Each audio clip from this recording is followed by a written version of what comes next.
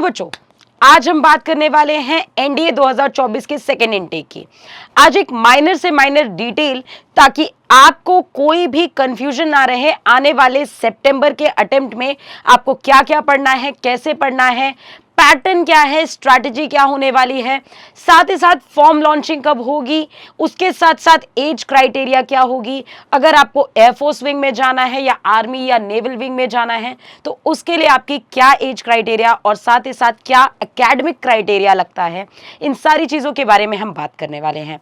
कई सारे वीडियोस आपने सर्च किए होंगे यूट्यूब पे, लेकिन ये एकमात्र ऐसा वीडियो होने वाला है जहां पे आपको पूरे एनडीए का निचोड़ यानी सारी चीज़ों का निचोड़ मिलेगा कि बेसिकली एकेडमिक से लेकर के आपको और किन चीज़ों की एज क्राइटेरिया से लेकर के बुक्स, क्लासेस, सारी एक एक माइनर डिटेल के बारे में हम डिस्कशन करने वाले हैं यहाँ पे।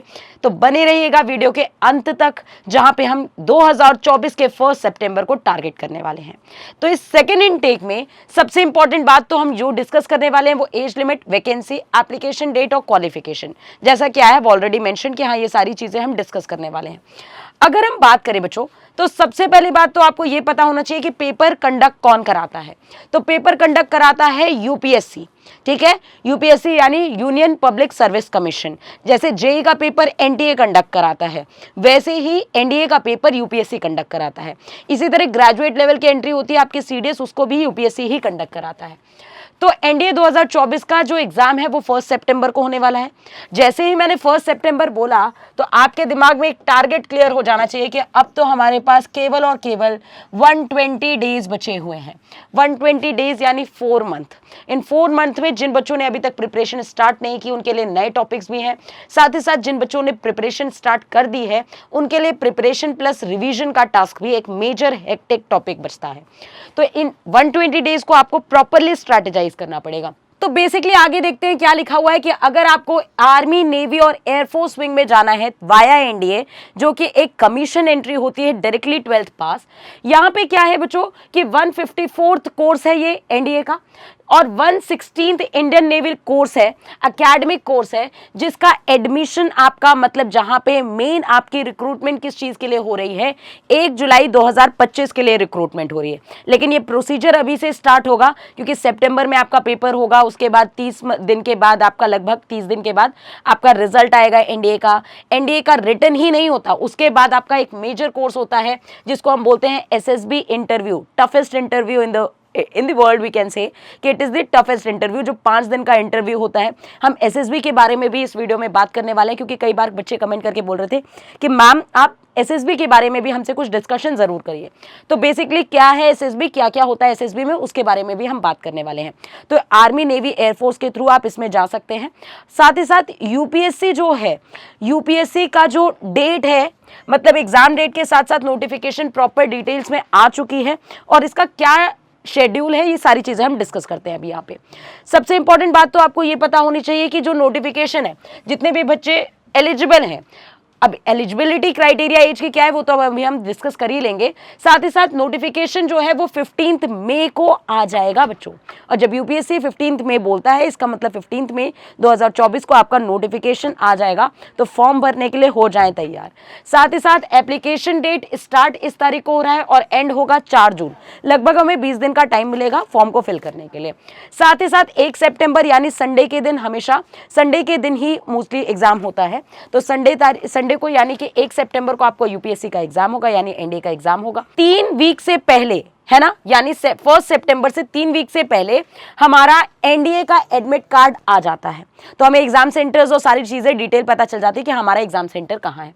और साथ ही साथ रिजल्ट आ जाता है लगभग, जैसा कि मैंने बोला, 1 महीने बाद यानी 30 दिन बाद आपका रिजल्ट आ जाता है। तो सारी स्केड्यूलिंग आपके सामने ऑलरेडी है कि क्या क्या प्रोसीजर है। पहले फॉर्म आएगा, फॉर्म 20 दिन टाइम मिलेगा, उसके बाद 1 सितंबर को एग्जाम देंगे, उसके 15 दिन पहले आपका लगभग ये आ जाएगा, आपका एडमिट कार्ड आ जाएगा। और एडमिट कार्ड के जब आप एग्जाम दे देंगे 1 सितंबर को, उसके जस्ट 1 महीने बाद लगभग आपका रिजल्ट आ जाएगा। आगे की बात अगर हम करें बच्चों, तो यहाँ पे एज क्राइटेरिया, बहुत ज्यादा बच्चे कंफ्यूज रहते हैं कि मैम एज क्राइटेरिया क्या होना चाहिए। तो एज क्राइटेरिया के लिए मैं बता दूं तो 2 जनवरी 2016, जब मैं बोलती हूँ 2 जनवरी, तो 2 जनवरी वाले लोग जो 2 जनवरी 2006 को हुए हैं, they are also included.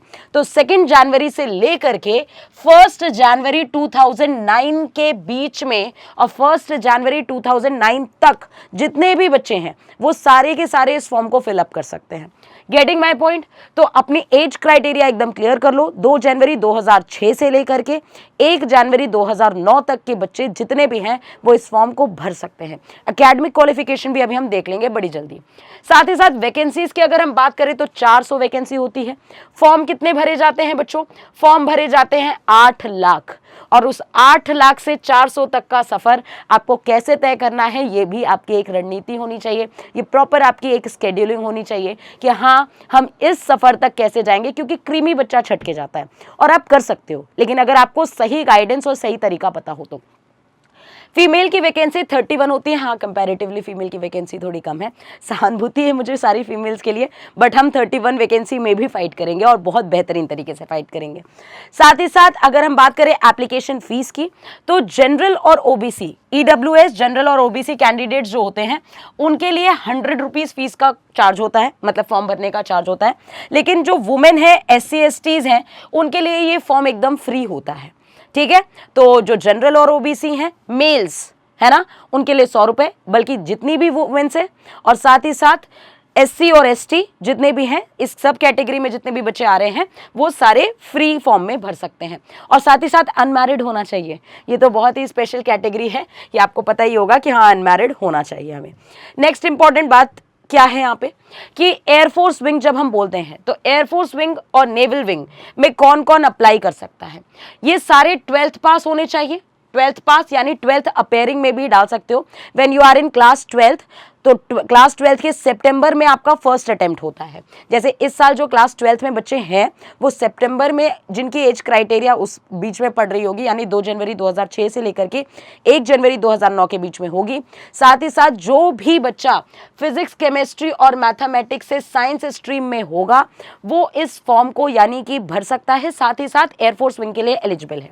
Navy wing के लिए भी सेम चीज़ें हैं, फिजिक्स, केमिस्ट्री और मैथ्स होना चाहिए, और 10+2 में आपका मतलब PCM सब्जेक्ट होना चाहिए, और जिस बोर्ड से आप करो वो एक रिकॉग्नाइज्ड बोर्ड होना चाहिए। बस सिंपल सी बात ये है। और आर्मी विंग से जितने भी बच्चे हैं उससे कोई फर्क नहीं पड़ता कि आप साइंस स्ट्रीम से हैं, आप आर्ट स्ट्रीम से हैं या कॉमर्स स्ट्रीम से हैं।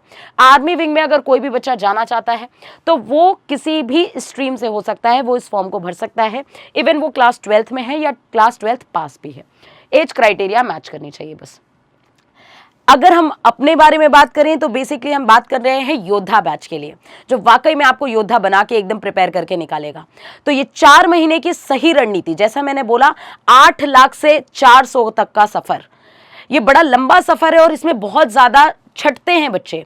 लेकिन हाँ, आपको कैसे अपने आप को स्कोर करना है ताकि आप रिटर्न में सेफ स्कोर क्लियर कर पाएं।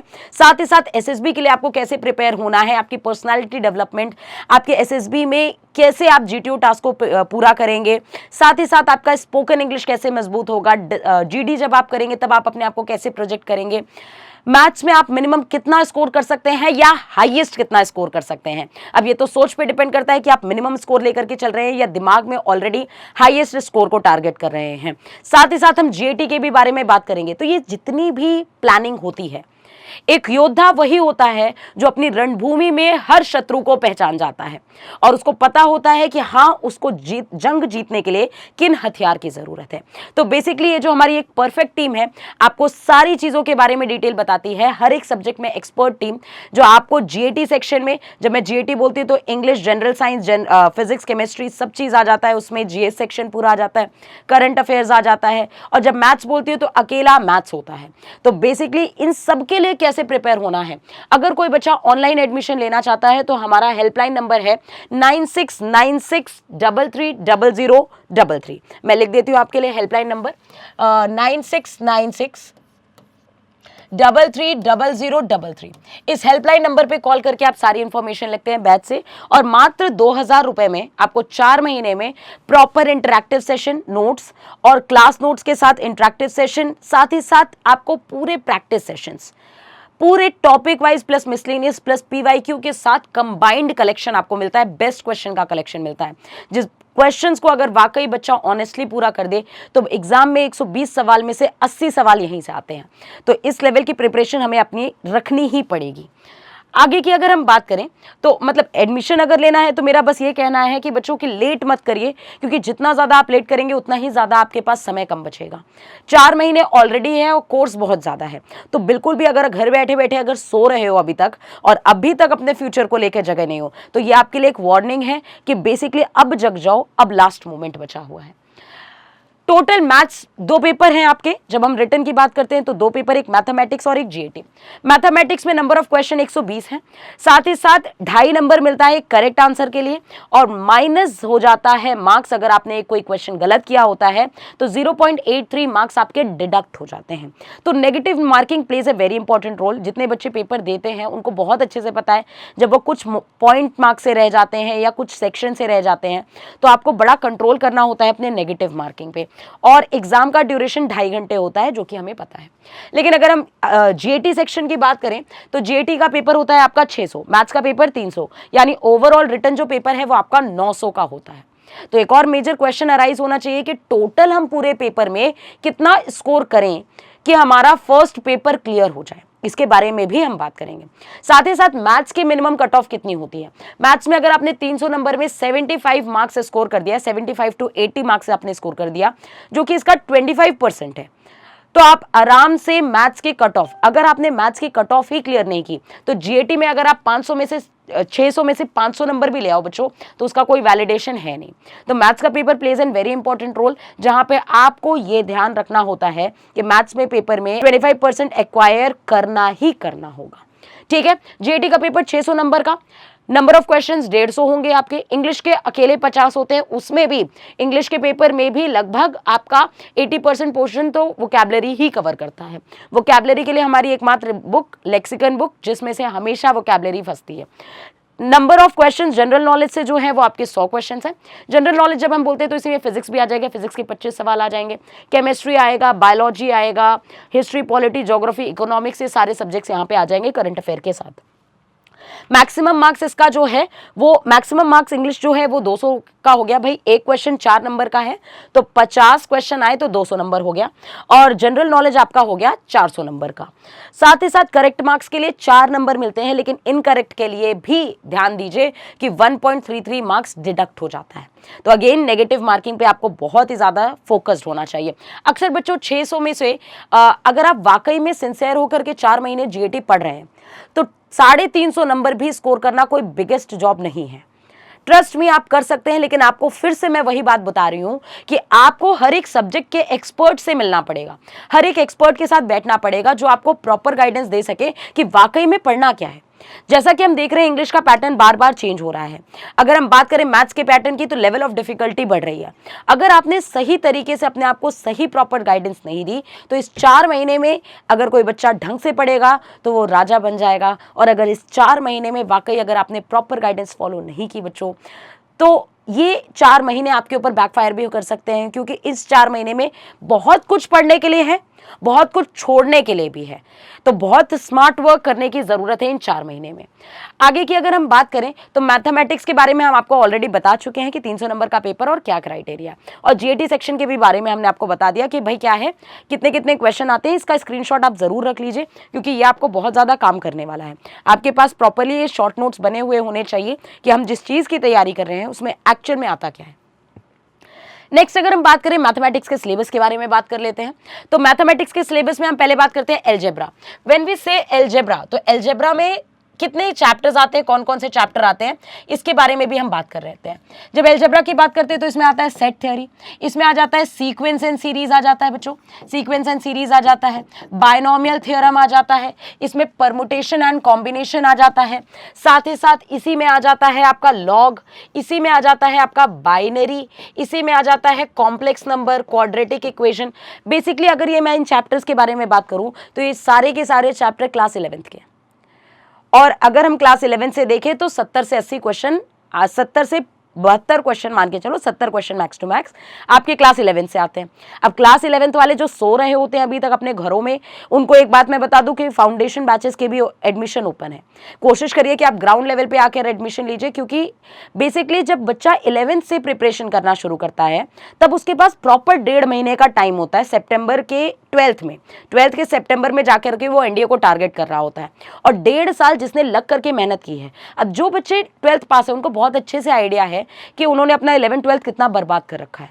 जब मैं कॉम्प्लेक्स नंबर और क्वाड्रेटिक इक्वेशन बोलती है तो उनके दिमाग में घूम जाना चाहिए कि भाई मुझे आता क्या है इसमें से। ये बहुत सारी चेकआउट लिस्ट होनी चाहिए आपके पास। मैट्रिक्स एंड डिटर्मिनेंट 10 सवाल आते ही हैं। ट्रिग्नोमेट्री जब हम बोलते हैं तो इसमें इनवर्स ट्रिग्नोमेट्री भी काउंट करते हैं, ITF inverse trigonometric function, height and distance भी काउंट करते हैं, प्रॉपर्टीज ऑफ ट्राइंगल भी काउंट करते हैं। तो ये सारे चैप्टर्स इसमें सारे आ जाते हैं। लगभग 15 से 17 सवाल यहाँ से आते हैं। एनालिटिकल ज्योमेट्री और 2D और 3D ज्योमेट्री, 2D और 3D ज्योमेट्री वाकई अपने में इंपॉर्टेंट है। 3D ज्योमेट्री से इस बार 7 सवाल आए थे तो ये इक्वली इंपॉर्टेंट हो जाता है। वेक्टर से 5-6 सवाल फिक्स होते हैं पेपर में। डिफरेंशियल कैलकुलस जब हम बोलते हैं तो लिमिट, कंटिन्यूटी, डिफरेंशियबिलिटी के साथ साथ डिफरेंशिएशन और एप्लीकेशन ऑफ डेरिवेटिव आप इसमें काउंट कर सकते हैं। अगेन ये 20 सवाल तक वेटेज लेकर के चलेगा। इंटीग्रल कैलकुलस की भी अगर हम बात करें तो इंटीग्रल कैलकुलस भी अपने में इंपॉर्टेंट सेक्शन है। इंटीग्रेशन का वेटेज धीरे धीरे बढ़ रहा है बच्चों, और बढ़ना भी चाहिए। इंटीग्रेशन और डेफिनेट इंटीग्रेशन से 10 सवाल आए थे, और एरिया अंडर द कर्व और डिफरेंशियल इक्वेशन आपस में इसमें और एक सेक्टर जुड़ जाता है। तो ये अगेन 12th का पोर्शन है, ये पूरा का पूरा 12th का पोर्शन है। 3D भी कुछ 11th में है, कुछ 12th में है। स्टैटिस्टिक्स, प्रोबेबिलिटी कुछ हिस्सा आपके 11th में है, कुछ हिस्सा आपके 12th में है, लेकिन स्टैटिस्टिक्स पूरा आपके 11th में ही होता है। लेकिन स्टैटिस्टिक्स जितना एनसीईआरटी में दिया है that is not even sufficient, तो इसके लिए आपको बहुत कुछ पढ़ना है। ये अकेला 20 सवाल लेकर के आता है, तो 20 सवाल मतलब 50 नंबर, और जब मैं 50 नंबर बोलती हूँ और जब मैंने कट ऑफ बताई है मैथ्स की तो वो 75 नंबर है। तो आप ये समझिए 2 चैप्टर आपको 50 नंबर कवर करके दे रहे हैं। 10 क्वेश्चन यहीं से आ रहा है, मैट्रिक्स एंड डिटर्मिनेंट। मतलब स्मार्ट स्ट्रैटेजी है तो बहुत कुछ हो सकती है, बस हाँ आपको हिट करना पड़ेगा कि कौन कौन से चैप्टर तो हम बहुत ही बेहतरीन कवर कर लें कि वहाँ से तो गलतियाँ होनी ही नहीं चाहिए। इंग्लिश के सिलेबस की हम बात कर लेते हैं। तो इंग्लिश के पेपर में सबसे पहली बात तो ये बात एकदम एक इंपॉर्टेंट चीज़ है कि ग्रामर, कि मैम ग्रामर कितना आता है। ग्रामर और वोकैबुलरी 2 ही सेक्शन है इसमें। ग्रामर जैसे नाउन, प्रोनाउन, ये सारे टॉपिक्स इतने ज़्यादा वास्ट हैं कि वाकई में अगर ग्रामर पढ़ी जाए तो लंबी है, लेकिन क्या एनडीए के पेपर में उतनी ग्रामर की ज़रूरत है भी? ये एक सेकंड इंपॉर्टेंट क्वेश्चन आपके दिमाग में उठना चाहिए कि हम ग्रामर पे फोकस करें कि हम वोकैबुलरी के पे फोकस करें। इंग्लिश उसी बच्चे को आती है ज़्यादा से ज़्यादा जो बच्चा अपने रीडिंग कॉम्प्रिहेंशन पे ध्यान देता है। तो रीडिंग एक ऐसी चीज़ है जो आपको हमेशा इंग्लिश को परफेक्ट करने में काम आएगी। और आज से अभी से अपने स्पोकन पे थोड़ा सा काम करना, अपनी पर्सनैलिटीज़ पे काम करना शुरू कर दें। You people are now mature, you people are gentleman, you people know how an officer reacts to every situation. तो be an officer, be a bold and mature person. तो सबसे बड़ी बात है कि यहाँ पे क्या क्या आता है, जैसे ग्रामर सेक्शन आपको बोला जा रहा है, वोकैबुलरी सेक्शन है, comprehension again very important, comprehension जो पैसेज को समझ पाएगा, समझना आना चाहिए कि वाकई में वहाँ लिखा क्या है। ठीक है, question of extended to the text candidates profiles in English, proficiency in English, कि मतलब बेसिकली वो डिपेंड करता है कि आप कितने ज़्यादा हैबिचुअल है इंग्लिश से, वही एक्यूरेसी के साथ पेपर कर सकता है। तो इस चीज़ पे थोड़ा सा ध्यान दीजिए कि हाँ मैं ऑलरेडी बोल रही हूँ vocabulary is very very important. General knowledge की जब हम बात करते हैं तो जनरल नॉलेज में आपको ऑलरेडी मैंने बोल दिया है कि physics, chemistry, general science, social studies, geography, current affairs, ये सारे सेक्शन आपके किस में आ जाएंगे, जनरल नॉलेज में आ जाएंगे। और जब भी इन सारे पेपर्स के बारे में बात करती हूँ तो आपके पास सारे सब्जेक्ट्स का PYQ जरूर होना चाहिए। जैसे जब मैं व्हेन आई से ज्योग्राफी, तो ज्योग्राफी के पास आपके पास कम से कम 2015 से लेकर 2024 तक का फर्स्ट शिफ्ट का इतना PYQ तो होना ही चाहिए। पास्ट 10 ईयर्स का PYQ आप अपने पास जरूर रखिए, इधर इट्स मैथ्स, इधर इट्स इंग्लिश, या आप GS सेक्शन में किसी भी चैप्टर के बारे में बात करें तो आपके पास PYQ जरूर होना चाहिए, जो आपको प्रॉपरली गाइड करने में मदद कराएगा कि हाँ कि क्या क्या पढ़ना है, क्या यूपीएससी पूछ रहा है, यूपीएससी की नजरें कहाँ है, कहाँ से वो क्वेश्चन उठा सकता है। तो ये सारी चीजें हैं, सब टॉपिक और टॉपिक। एक्चुअल में जीएस जब हम बोलते हैं बच्चों तो GS is itself very wide, GS is very wide. अब जीएस की अगर वाइडनेस की बात करें तो ये वही बच्चा, वही टीचर आपको गाइड कर सकता है जिसने ऑलरेडी जीएस में महारत हासिल कर रखी है, जो हर बार पेपर देख रहा है, जो हर बार पेपर को अटेंड करवा रहा है बच्चों से, जो क्लास में डिलीवर कर रहा है, तभी बच्चे वहां से स्कोर कर पाते हैं। अगर कोई बच्चा सोचेगा इस 4 महीने में मैं पूरी हिस्ट्री कवर कर लूँ, पूरी पॉलिटी, पूरी ज्योग्राफी, तो ये एक होपलेस सिचुएशन है। और उस होपलेस सिचुएशन में ही आपको नहीं पढ़ना है, ठीक है। तो क्या पढ़ना है, कितना पढ़ना है, ये जानना बड़ी जरूरी है। फिर से ये इंपॉर्टेंट बात निकल के आई। फिजिक्स की अगर हम बात करें तो फिजिक्स में आप सारे सिलेबस का एक बार स्क्रीनशॉट जरूर ले सकते हैं। जैसे वेव ऑप्टिक्स है तो यहाँ पे आपको फिजिकल प्रॉपर्टी, जैसे कि अगर हम mass, weight, volume, density, specific gravity, principle of Archimedes, pressure barometer, motion of objects, velocity, acceleration, Newton's law of motion, force, momentum, ये मतलब बेसिकली हीट से रिलेटेड, साउंड वेव से रिलेटेड, लाइट से related, human eye से related, यहाँ telescope वगैरह जो होता है उनसे सारी प्रॉपर्टीज, ओम्स लॉ, करंट पे रिलेटेड सारी चीजें, एक्स रेस पे रिलेटेड, मैग्नेटिक फोर्सेस पे रिलेटेड, साथ ही साथ आपके ये जितनी भी चीजें हैं इन सारी चीजों को आप एक बार स्क्रीनशॉट जरूर लें और इसको अंडरलाइन करके प्रॉपरली अपने हैंड रिटन नोट्स में अपने पढ़ने वाले डेस्क पे जरूर से जरूर लिख करके रख लें। साथ ही साथ केमिस्ट्री की जब हम बात करें तो केमिस्ट्री एक्चुअल में एनडीए में जो आती है वो 10th लेवल की ही केमिस्ट्री आती है। अच्छा, फिजिक्स में मैं एक बात और आपको बता दूं कि फिजिक्स में इस बार जो मतलब इस बार जो पेपर पूछा गया था 2024 के फर्स्ट इनटेक में, उसमें 14 क्वेश्चंस जेईई मेंस के एग्जैक्ट पीवाईक्यूज थे। तो ये बड़ा इंपॉर्टेंट रोल है क्योंकि फिजिक्स से 25 सवाल आ रहे हैं, जो उस 25 सवाल में से एग्जैक्ट 14 क्वेश्चन जेईई मेंस के पीवाईक्यू पूछे हैं यूपीएससी ने। तो आपको एक बात और हिंट लगनी चाहिए कि हमें जेईई मेंस के पीवाईक्यूज को नहीं छोड़ना है, कतई नहीं छोड़ना है। फिर फिजिक्स के सिलेबस के बाद हमने केमिस्ट्री के सिलेबस की बात की। केमिस्ट्री का सिलेबस बच्चों जो है वो 10th लेवल तक का ही केमिस्ट्री का सिलेबस है, बहुत ही ज़्यादा एक्सरेटेड सिलेबस नहीं है। तो अगेन मैं कहूँगी कि अपने आप को सिंप्लीफाइड वर्जन में केमिस्ट्री का सिलेबस आपको लेकर के चलना है। बुक्स की अगर मैं बात करूँ, जब मैं ये कोर्सेज की बात करती हूँ, फिर जब मैं बोल रही हूँ कि क्या पढ़ना है क्या नहीं पढ़ना, उसको शफल अप करने का सबसे अच्छा तरीका है एकमात्र बुक। इस 4 महीने में अगर मैं आपको हाइपोथेटिकल सिचुएशन दे दूं कि इस 4 महीने में आपको मैथ्स की 4 बुक खत्म करनी है, तो शायद ये बेवकूफ़ी भरा स्टेटमेंट होगा जो आप भी एक्सेप्ट नहीं करना चाहेंगे। तो हर एक सब्जेक्ट का अपना एक मास्टर प्लान, हर एक सब्जेक्ट की अपनी एक बुक, जो कि केवल और केवल जब मैं एनडीए बोलती हूँ तो एनडीए ओरिएंटेड होती है।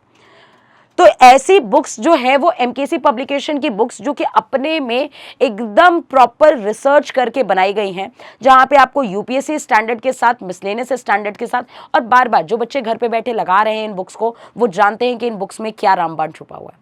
और जिन बच्चों ने अभी तक इस बुक को नहीं छुआ या ऑर्डर नहीं किया है, उनके पास अभी भी टाइम है, क्योंकि इस बुक को 4 महीने में अगर आपने सही तरीके से पढ़ डाला तो आपका यूपीएससी कोई भी रोक नहीं सकता, आपका एनडीए, आपकी वर्दी तक का सफर कोई भी रोक नहीं सकता, ये पक्की गारंटी है।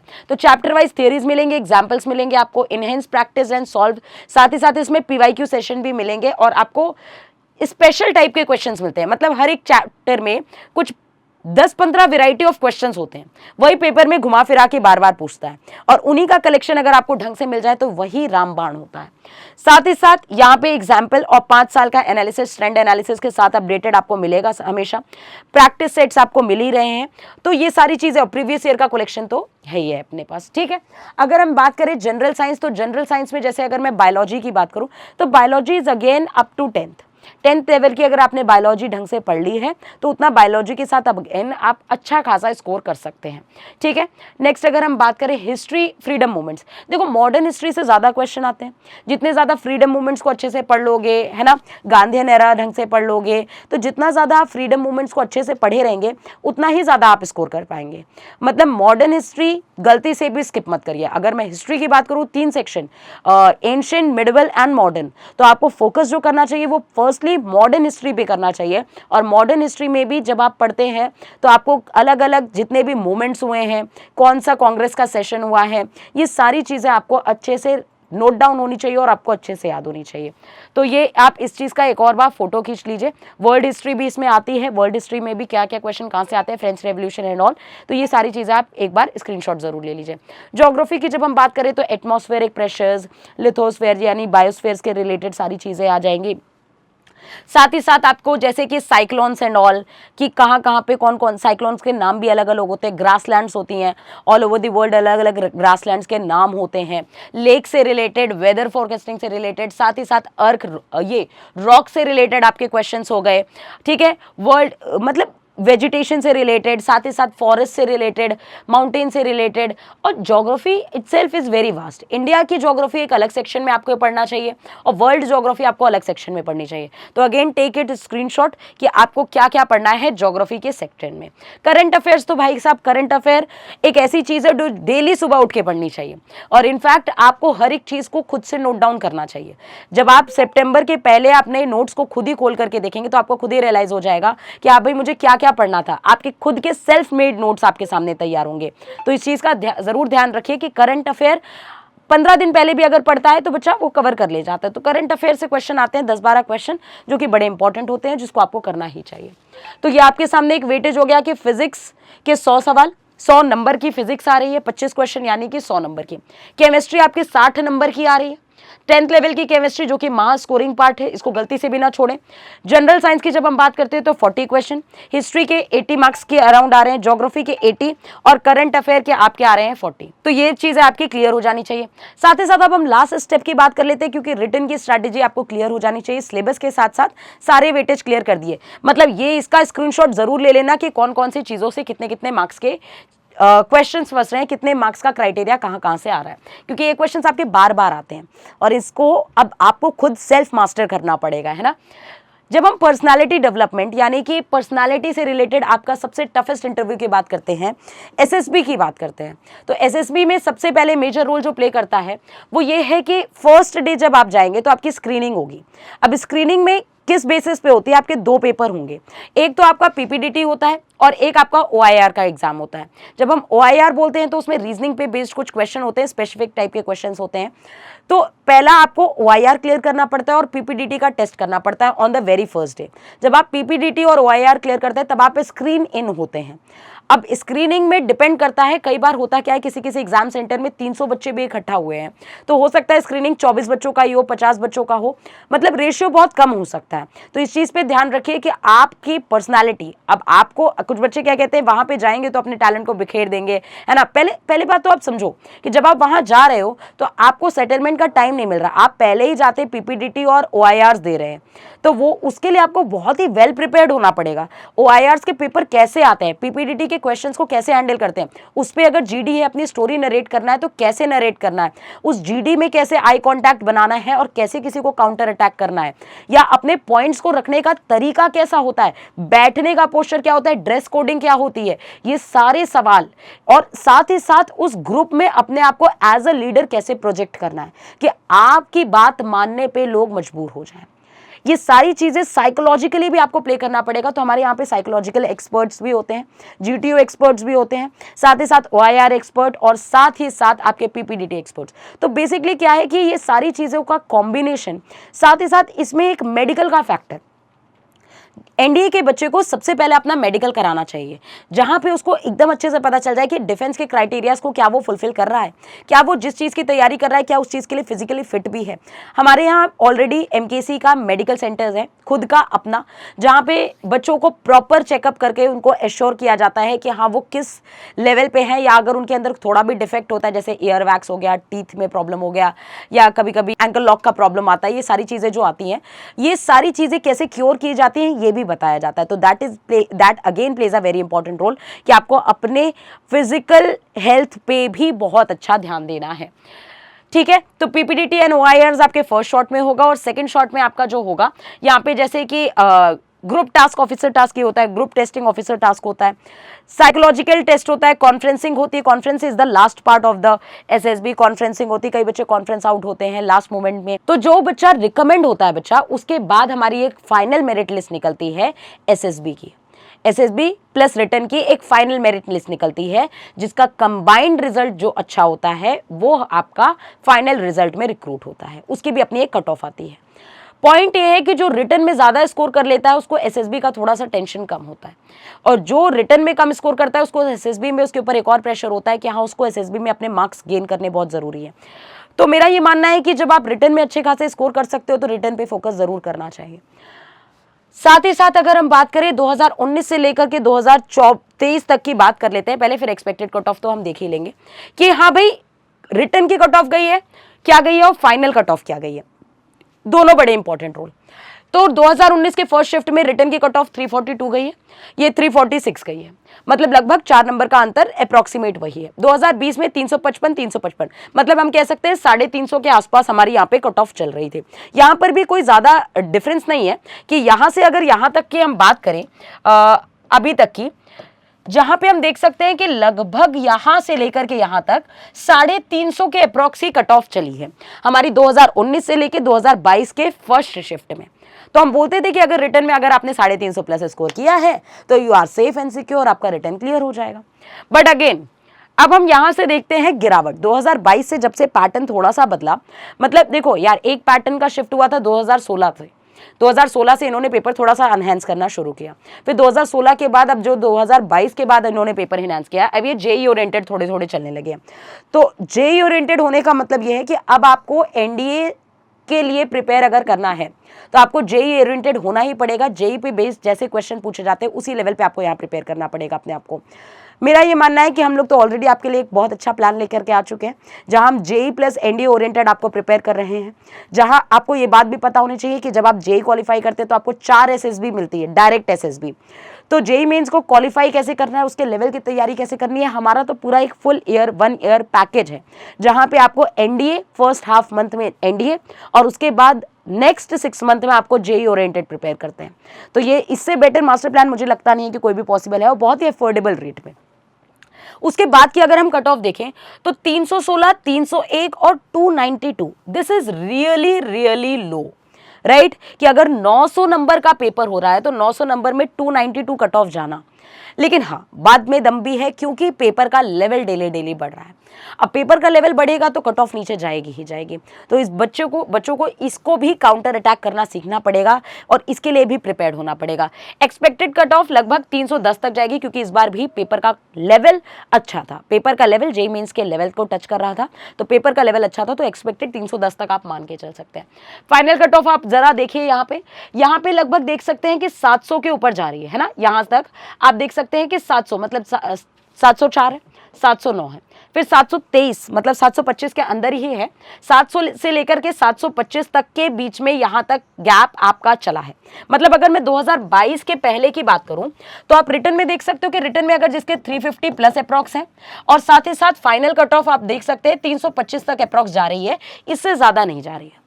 लेकिन 2022 के बाद की अगर हम बात करें तो आप देख सकते हैं कि रिटर्न की कट ऑफ के साथ साथ एसएसबी की कट ऑफ भी आपकी डाउन हुई है, मतलब 700 के नीचे ही है, 25 नंबर का गैप लगभग आ गया है। यहाँ पे आप देख सकते हैं 678, 664 एंड 656, मतलब लगभग यहाँ पे तो 650 चली गई है ना। तो डेफिनेटली अगर पेपर लेवल हाई होता है तो कट ऑफ लेवल भी लो होगा, उसके लिए कोई टेंशन लेने वाली बात नहीं है, ठीक है। और ऑनलाइन बैचेस के बारे में मैं आपको ऑलरेडी बता चुकी हूँ कि ऑनलाइन बैचेस के लिए अभी भी टाइम है, जग जाओ बैचेस ले लो। और ऑफलाइन आना चाहते हो तो ऑफलाइन से बेस्ट कोई ऑप्शन नहीं है। 4 महीने में एक्स्ट्रा क्लासेस, बस पीवाईक्यू, जेईई मेंस पीवाईक्यू, साथ ही साथ आपको डाउट काउंटर फैसिलिटीज, बुक के साथ साथ प्रॉपर एसएसबी और मेडिकल, साथ ही साथ जीटीओ ट्रेनिंग, फिजिकल ट्रेनिंग, इससे बेटर और मतलब मेरा कहने का मतलब है छोटा पैकेट लेकिन बड़ा धमाका है। साथ ही साथ 6 महीने में हम आपको एनडीए के लिए प्रिपेयर कर रहे हैं, उसके 6 महीने के बाद हम आपको जेईई के लिए प्रिपेयर कर रहे हैं। तो मतलब एक ही साथ आप 1 साल अगर आप ना हमें दे दें प्रॉपर तरीके से, तो इससे बेटर प्लान कुछ हो नहीं सकता। प्रॉपर वादा है कि गारंटी है वर्दी में ही निकलोगे, ठीक है। तो ये 6 मंथ का प्लान आई होप आपको पता ही होगा। तो आई होप आपको सारे विजन क्लियर हो गए होंगे कि क्या है मैथ सेक्शन में, क्या है जीएटी सेक्शन में। इसी तरह अपने आप को आगे प्रॉपर ब्रशअप करके चलो बच्चों, जहां से भी पढ़ो प्रॉपर तरीके से पढ़ो, और गाइडेंस बहुत ज़्यादा ज़रूरी है। अगेन मैं आपको बोल रही हूँ, ये 4 महीने में अगर आप अपने पे आ गए तो पूरी धरती हिला सकते हैं। कॉमन मैन कुछ भी कर सकता है, and you people are very much mature and very much intelligent to know what to do in correct time, है ना।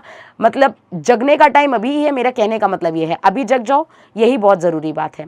तो मिलते हैं नेक्स्ट वीडियो में किसी में, जहाँ पे आपके लिए और भी कुछ यूज़फुल इन्फॉर्मेशन लाएंगे। और इनफैक्ट अगर आपको और भी किसी चीज़ें से रिलेटेड वीडियोस चाहिए कि मैम एसएसबी के रिलेटेड पेपर्स कैसे होते हैं, या रिटन में कुछ और चीज़ें, या शॉर्ट नोट्स, या किसी भी चीज़ की शॉर्ट वीडियो चाहिए, हमें कमेंट सेक्शन में ज़रूर बताइएगा। टिल देन, जय हिंद, जय भारत एंड टेक केयर।